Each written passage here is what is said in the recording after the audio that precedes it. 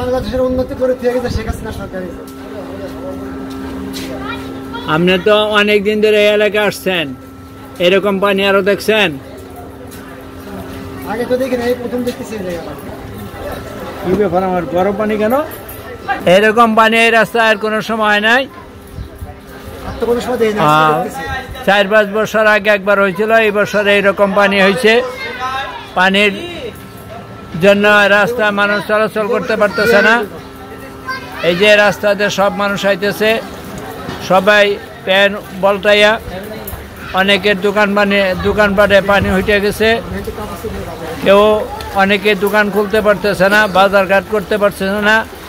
মানুষ বাসা বাড়ির টানে ঠিকভাবে বাইরে হইতে পারতেছে না।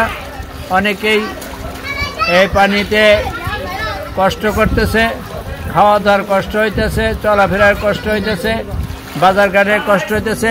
এই যে আমাদের একজন খেলোয়াড় প্রতিদিন শুক্রবার থাকলে ক্রিকেট খেলার সে অংশগ্রহণ করে। আজকে পানির জন্য তাদের মাঠ ভরা পানি, তারা খেলায় অংশগ্রহণ করতে পারতেছে না, খেলতে পারতেছে না। এই যে একজন সে হলো কাঠমিস্ত্রি, তাদের দোকানেও পানি, কি করবে? যে এদিকে ঘোরাফেরা করতেছে দোকান থয়া, তারা না তোমার দোকানে কি পানি উঠছে কাঠমিস্ত্রি? হ্যাঁ, কতটুকু পানি? মাজা পানি তোমার দোকানে? তাহলে মনে করেন এই এলাকার মানুষ কত কষ্ট করতেছে। এলাকার বিভিন্ন মানুষ বিভিন্ন বাড়ি ঘরে পানি উঠছে, তারা বিভিন্নভাবে এই পানিতে কষ্ট করতেছে, রান্না বান্না করতে পারতেছে না।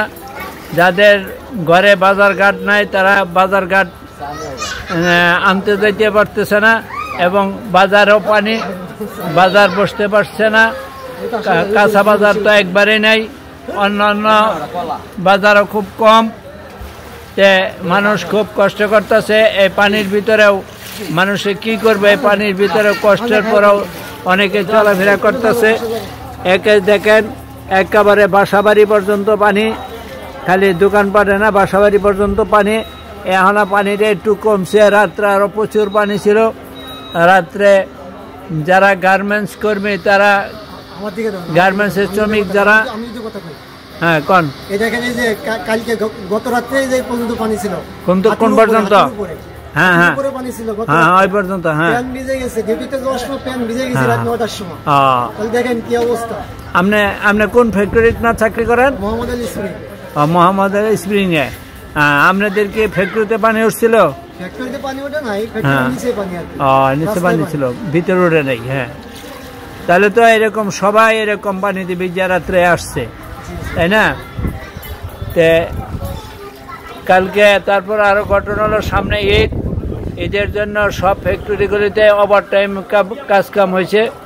তারা অনেক শ্রমিকরা অনেক কষ্ট করছে। যে কষ্টটা করছে, যে দুর্ভোগ পড়ছিল, সেটা বলার মতো নয়। এইরকম কষ্ট যদি হয়, আরো হয়, তাহলে মানুষ খুব পানির এই অনেক অভাব অনটনে পড়ে যাবে। মানুষ অনেক কষ্ট ভোগ করবে। সামনে একটা ঈদ আসতেছে, মানুষ বাজার ঘাটে যাইতে পারবে না, মানুষ ঠিকভাবে বাজার ঘাট করতে পারবে না। আর যারা দিন মজুরি কাজ করে, তাদের সবেরই কাজকাম বন্ধ। সকলেই বাসা বাড়িতে বসা, কাজকাম করতে পারতেছে না।